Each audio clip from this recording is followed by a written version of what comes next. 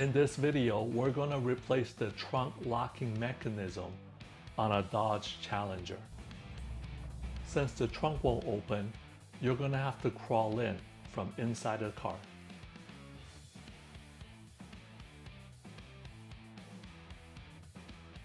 Pull on the plastic handle to release the trunk. You'll need to remove the trunk liner. There are a few plastic tabs. You don't need to remove all of them, just enough for you to get access. Be careful, they're plastic.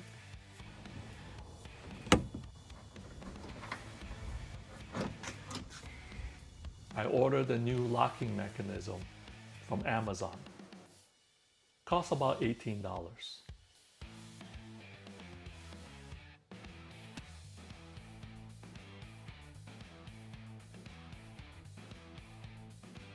There are two bolts holding the locking mechanism to the trunk. They're 10mm bolts, so you'll need to remove them.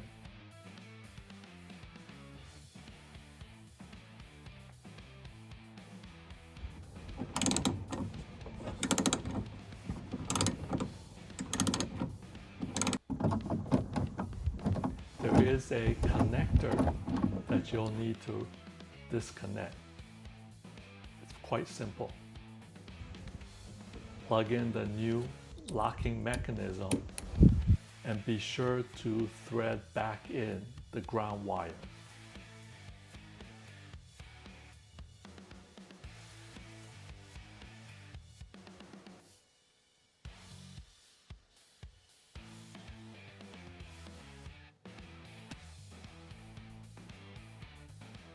Make sure you tighten it.